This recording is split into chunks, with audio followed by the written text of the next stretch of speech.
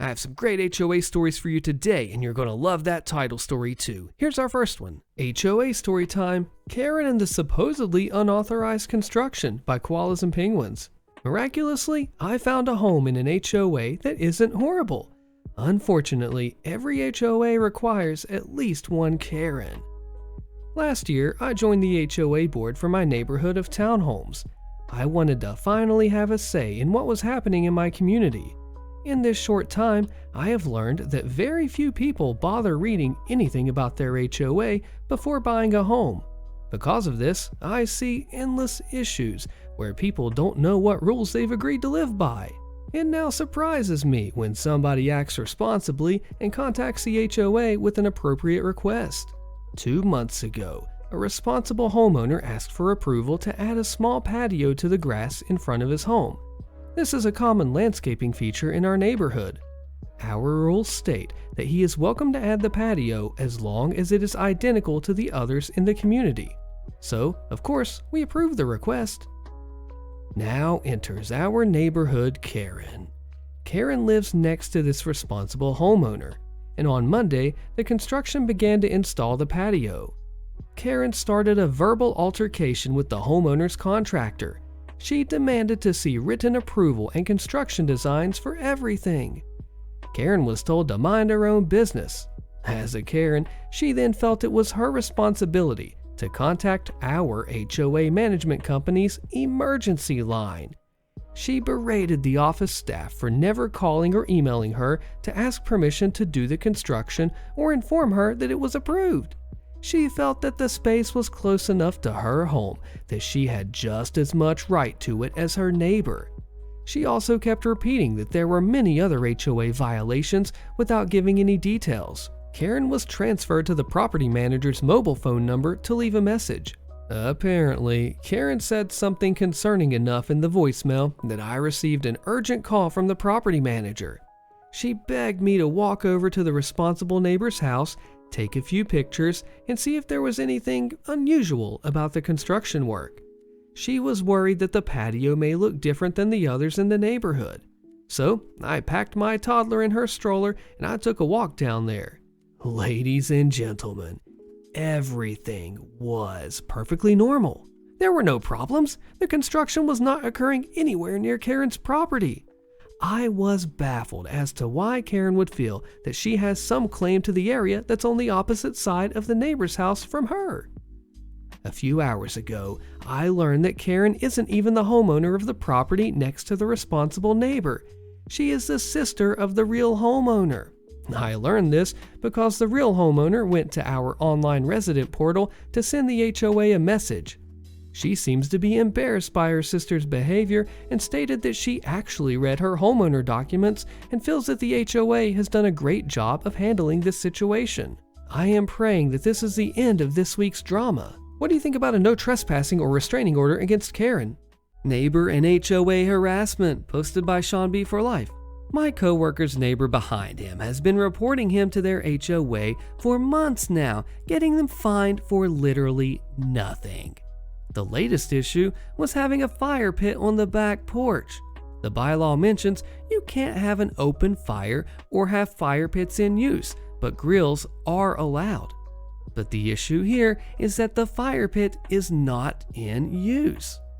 Also, the picture presented to show the fireplace on the back porch comes from that neighbor's security camera that is directly pointed at his house. The entire view of the camera is all of only his property and nothing else. The houses are separated by a drivable alleyway too. This neighbor spies on him regularly. He sees him looking out at them all the time, day and night. And also, he trespasses on people's property to find reasons to report them.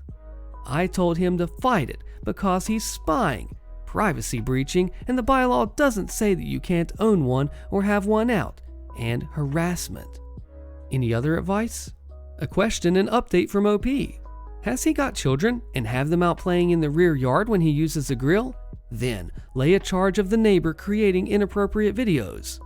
OP replies, my coworker is in college renting the house with 7 other people. They all stay inside mostly and are quiet from the info that I'm given. This entire neighborhood is right next to their college. The position of the camera gathered from the photo evidence of breaking the bylaw has direct view of the back door, so every time it opens, you can see inside. The entirety of the camera view and from all shows only the upper half of my coworker's backyard, along with his entire house. It does not show the alley street in between their houses or the owner of the camera's backyard. Are these normal houses in a suburb? Or are the HOAs gated communities with townhouses or something? Someone asked, and OP replied, it's a 3-street subdivision in a larger neighborhood. It's not gated. Wow, they seem incredibly intrusive for just a small house in a suburb. I get condos with shared common property needing them. They're seen as the downside of owning a condo and apartment here. Maybe because housing estates in the US have to maintain stuff that is maintained by the local council in other countries. The final update. So far now, he has been charged with the following: having a fire pit in view on the back porch. The bylaw states it can't be lit that close to the house, and we're fined for it being lit, which it wasn't, and without evidence. Having a hammock drilled into the tree in their backyard, but it was one of those wraparound tension ones. This had something to do about the destruction of the landscape. Continuous complaints about different cars parked in the driveway. I don't know how this is even a thing, but when you have 7 college students renting a house, it should be expected. Continuous noise complaints. Their neighbors on both sides throw parties all the time, so the HOA groups them all together. And the most recent was a fine for having the grill on the front porch. It was never on the front porch. I helped them move in and I took it straight to the back porch. It's too big and too heavy to just move to their tiny front porch.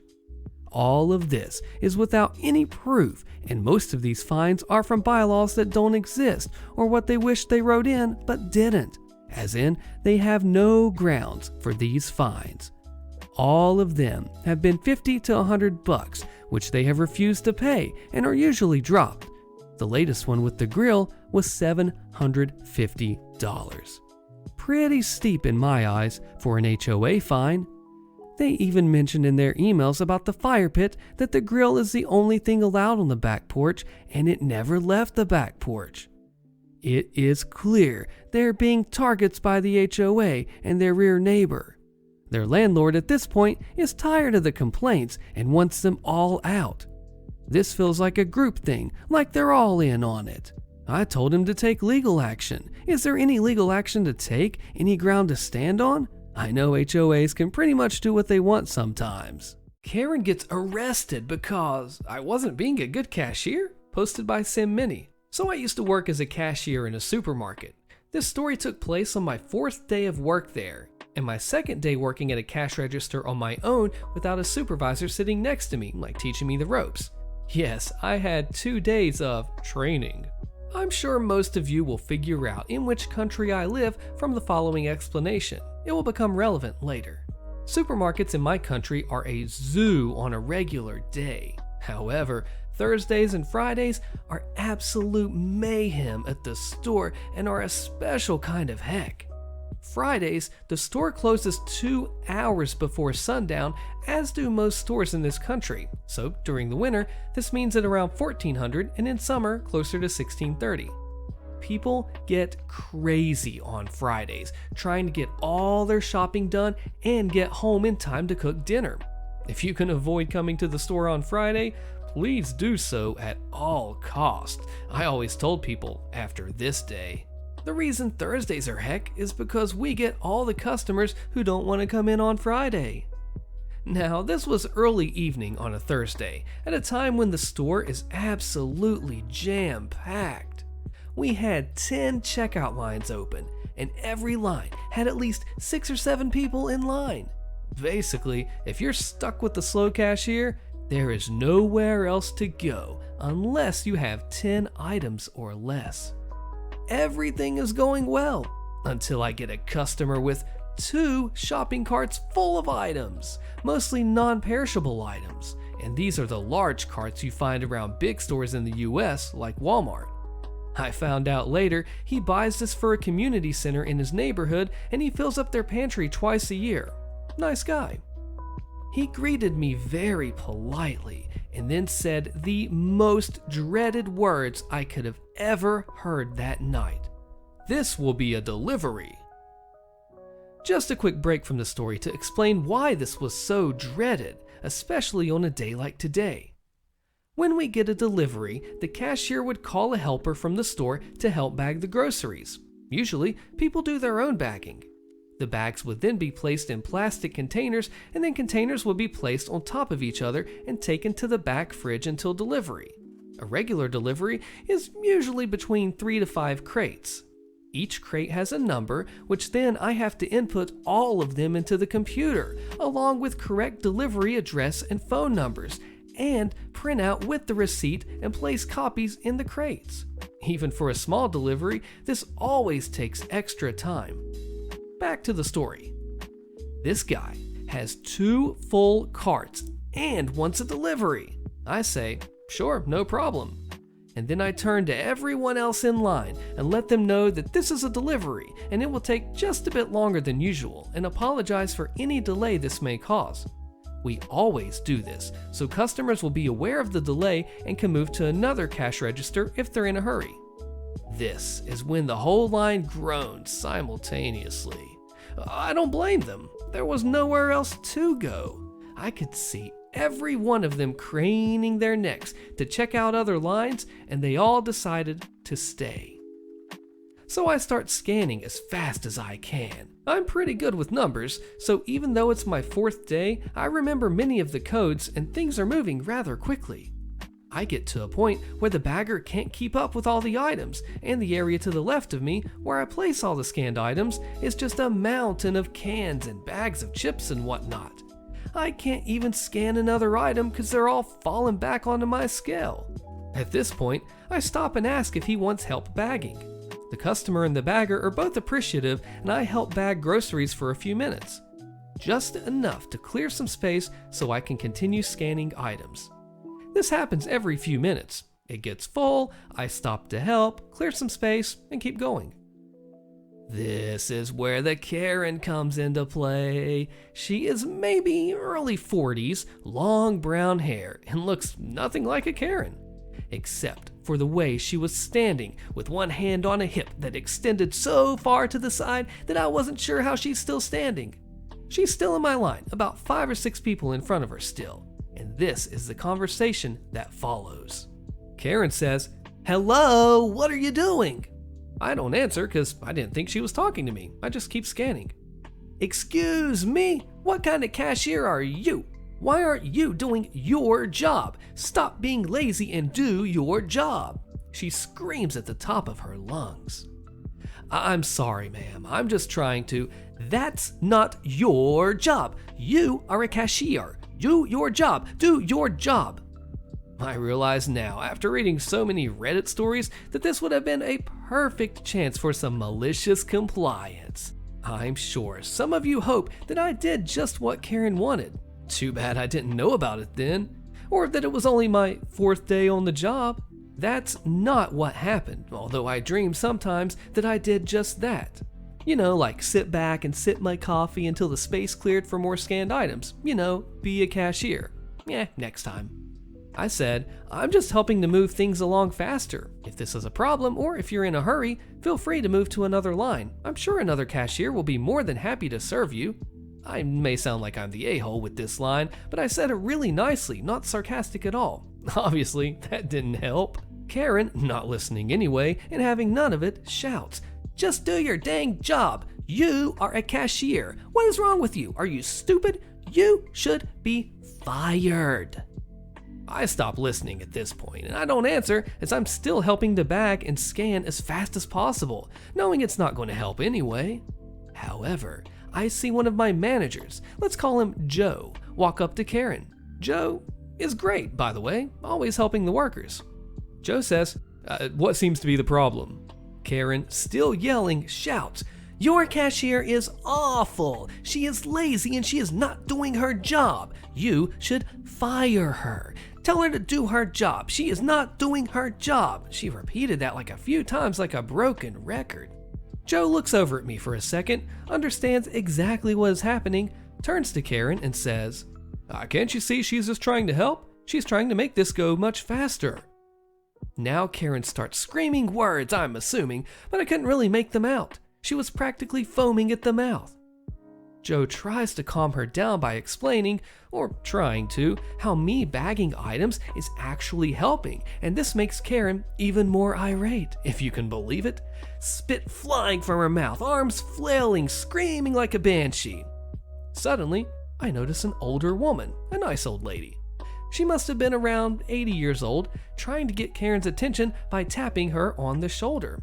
It takes a few tries, but she finally gets her attention and spins her around by her shoulder. Nice old lady says, "Hey, Karen." "Karen? Excuse me? Karen!" "What?" "Your daughter is crying." This is when the entire store seemed to have stopped talking all at once, like someone pressed mute and turned off the volume. The sea of people in front of me parts a bit, and we all look down and see a little girl who couldn't have been older than 4, clutching her mother's thighs, bawling her eyes out, snot coming out of everywhere, hyperventilating. This girl was terrified, and I can't blame her. Seeing her mother going off like that must have been terrifying, and she has no idea what's happening. She's in a huge store where she knows no one, and she's practically invisible. This silence lasted an entire 2 seconds because that's when Karen started yelling at Joe. "Look what you did, and you and your stupid lazy cashier, you made my daughter cry," and a bunch of other just crazy sounds that were perhaps supposed to be words. Things happened in slow motion for the next few seconds. She starts to swing towards Joe. Now, Joe's not a big guy, but he is bigger than Karen, that's for sure, and he's not easily intimidated. Not his first Karen. She would have decked him right in the face if the nice old lady hadn't grabbed her in a bear hug to stop her. Yes, she did. I had to pick up my jaw off of the floor. At that point, other customers got involved, trying to peel off the nice old lady from Karen and stop Karen from trying to kill Joe, and from Joe trying to kill Karen because he was just fuming by then.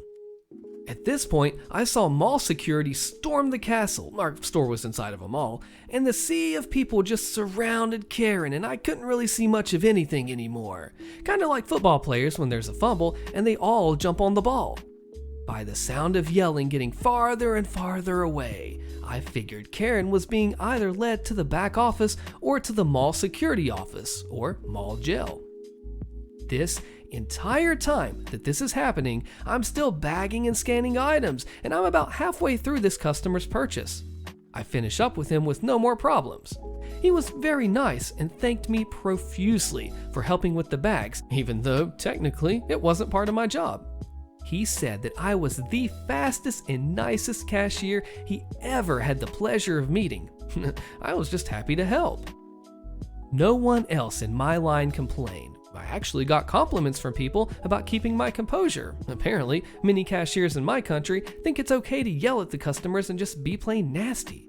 I worked in customer service for many years prior, and I have never yelled at a customer, even if they deserved it. Once the rush died down a bit, I went for a break. I met another employee in the back room, and I started to tell him of what just happened when he cut me off. She was yelling at you. I heard that. Well, everyone heard that, but I had no idea what in the world was happening. He told me that police were called and Karen was escorted out of the store and the mall in handcuffs. I filled him in on everything, and we spent the next 30 minutes laughing. I don't know what happened with the child. I'm assuming they called another family member to pick her up. I also don't know what happened with Karen after that, since I ended up working there for another year, and I never saw her again. Hopefully, she learned to do her grocery shopping on Tuesday or Wednesday, or was probably in prison or house arrest. This was the first Karen that I had the displeasure of meeting while working at that store, but it definitely was not the last. Entitled Karen Wants to Use My Wheelchair at an Antique Store, posted by Artistic Pain 2355. The cast is me, Nels, an old man, and then Harriet, who is Karen. My husband and I rent a display space in an antique and consignment store for our collective side hustles. I quilt and crochet, and my husband sells customized die-cast cars and diorama supplies.